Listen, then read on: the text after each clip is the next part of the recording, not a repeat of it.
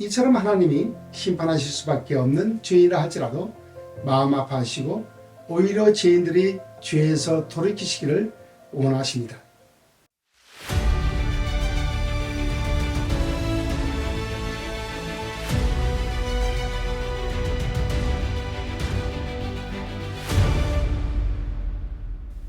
여러분 안녕하십니까?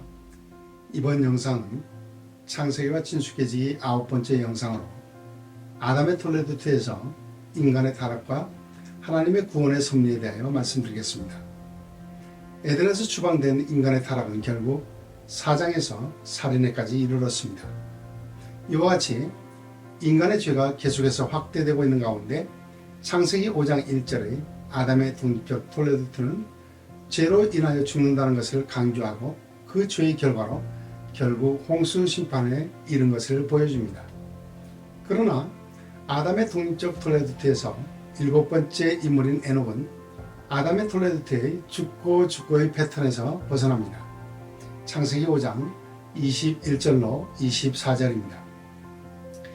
에녹은 65세에 무두셀라를 낳았고 무두셀라를 낳은 후 300년을 하나님과 동행하며 자녀들을 낳았으며 그는 365세를 살았더라.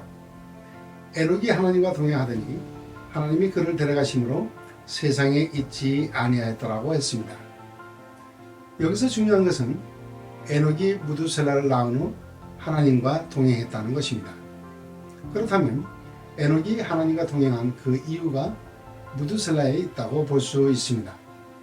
그러면 무두셀라에 대하여 보시겠습니다.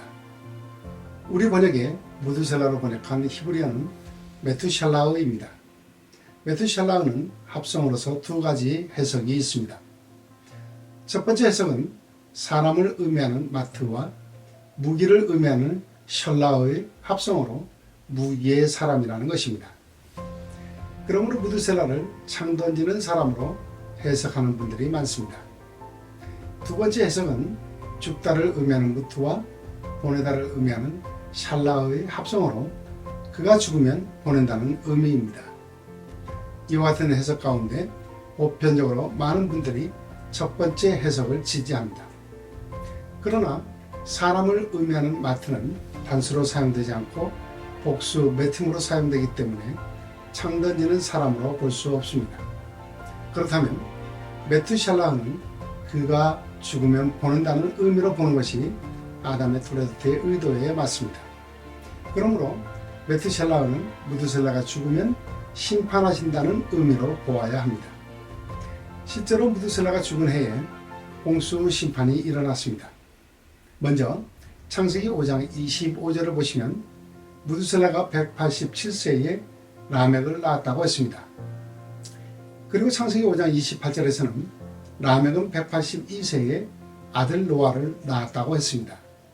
이어서 창세기 7장 6절을 보시면 홍수가 땅에 있을 때에 노아가 600세라고 하여 홍수 심판이 노아가 600세 되던 해에 있었다고 했습니다.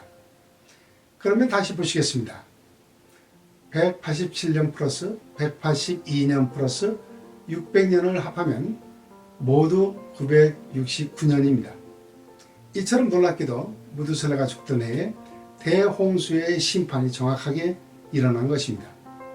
그렇다면 어떤 부모가 아들을 낳아 그 이름을 메투샬라흐, 즉 그가 죽으면 심판이 온다는 의미로 이름을 짓겠습니까? 이것은 분명히 하나님의 계시가 있었을 것입니다. 그렇기 때문에 에녹은 무두셀라를 낳고 300년 동안 하나님과 동행하는 것입니다.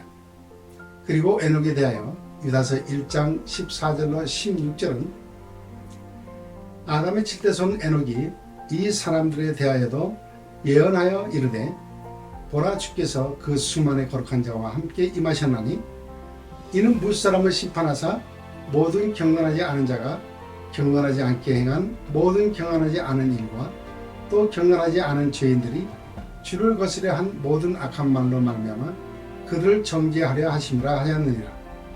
이 사람들은 원망하는 자며 불만을 토하는 자며 그 정욕대로 행하는 자라. 그 입으로 자랑하는 말을 하며 이익을 위하여 아첨하느니라고 하여 유다서는 에녹이 하나님의 심판의 계시를 전했다고 했습니다. 그리고 무두셀라는 아들 라멕을 낳았는데 라멕은 히브리어로 레메크로서 능력 있는 자, 강한 자라는 의미입니다. 그럼에도 불구하고 라멕의 삶은 항상 불안했던 것입니다. 왜냐하면 하나님의 심판이 아버지 무드셀라의 죽음과 상관성에서 연속성으로 나타나기 때문입니다. 그래서 라멕은 아들을 낳아 노아라고 불렀습니다. 노아의 히브리어는 노아흐입니다. 노아흐는 쉬다, 안식하다를 의미하는 누아흐에서 왔습니다. 그러므로 노아흐는 안식 또는 도움과 관련하여 위안을 의미합니다. 이와 관련하여 창세기 5장 28절로 29절을 보시면 라멕은 182세에 아들을 낳고 이름을 노아라 하여 이르되 여호와께서 땅을 저주하심으로 수고롭게 일하는 우리를 이 아들이 안위하리라 하였더라고 했습니다. 라멕이 노아를 낳고 한 말입니다.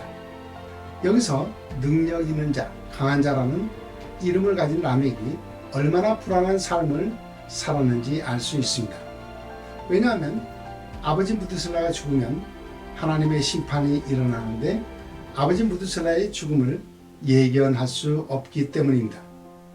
그러므로 창세기 5장 28절로 29절은 라멕이 하나님의 심판의 때를 알 수 없어서 항상 불안한 삶을 살았다는 근거가 됩니다.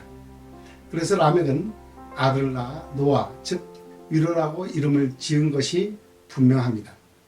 그럼에도 불구하고 하나님은 성경을 통해서 홍수 심판에 앞서 하나님의 마음을 전해주고 있습니다. 창세기 6장 5절로 7절입니다.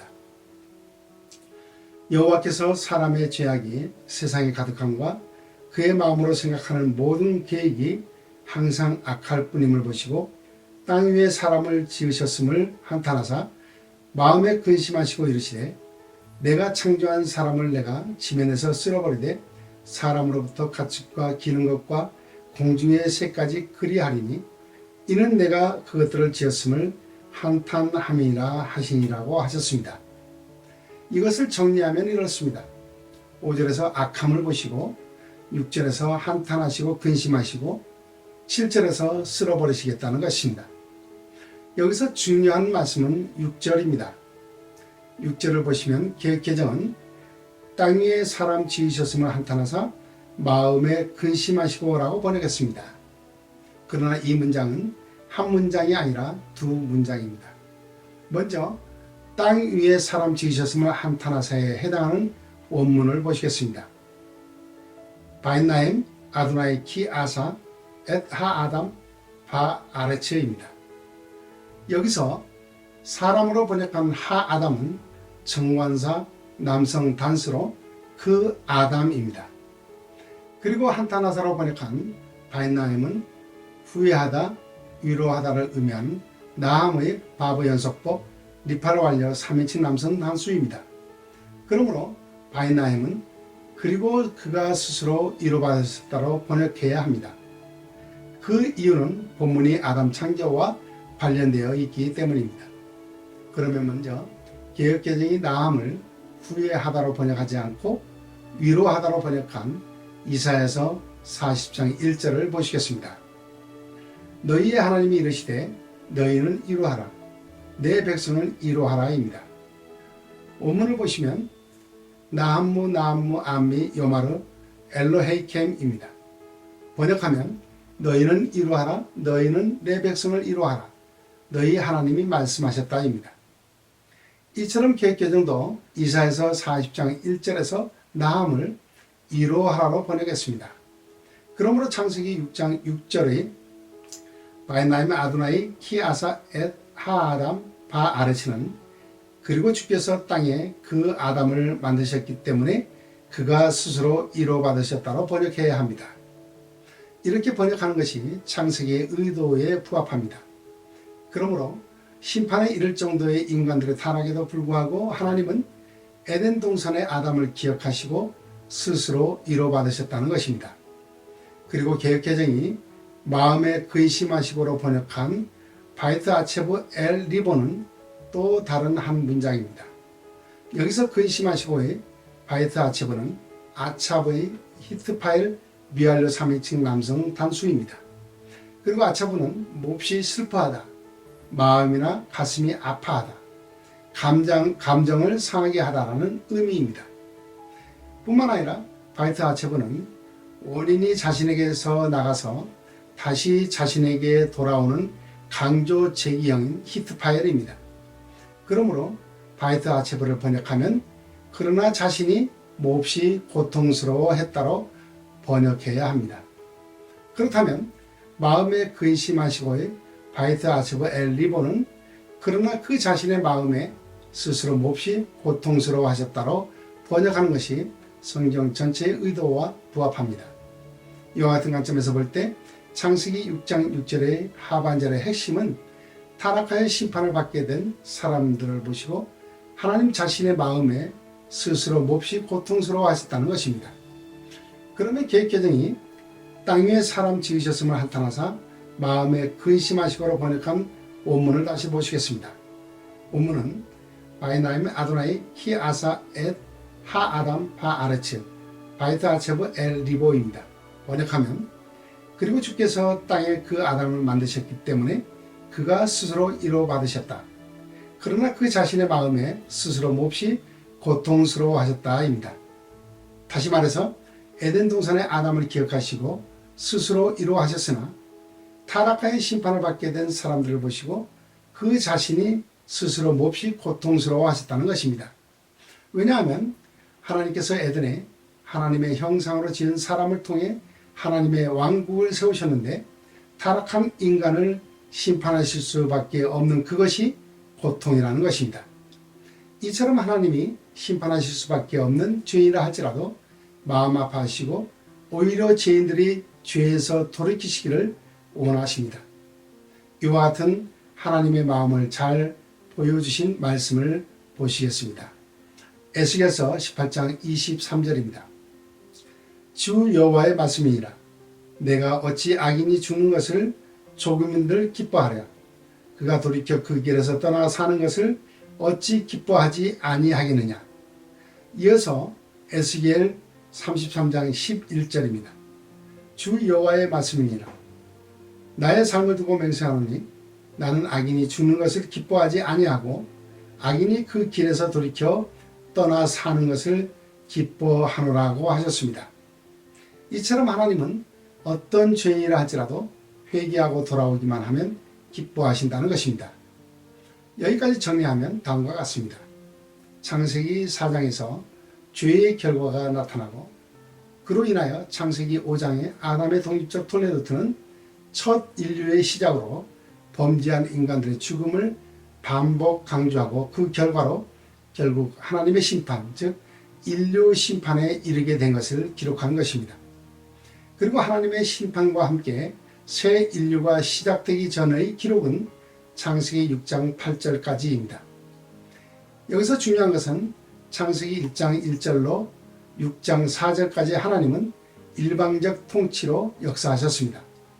그러나 창세기 6장 5절로 요한계시록 22장 21절까지는 세상 속 역사 속에서 사랑으로 친히 개입하셔서 새로운 신앙 공동체를 만들어 가시기 위해 역사하셨고 또 역사하십니다.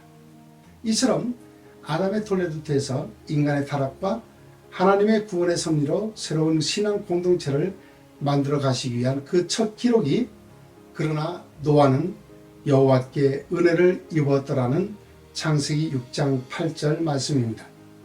그리고 이어서 창세기 6장 9절의 노아의 독립적 톨레도트는 하나님의 구원의 은혜로 준비하는 새 인류의 시작에 대한 기록입니다.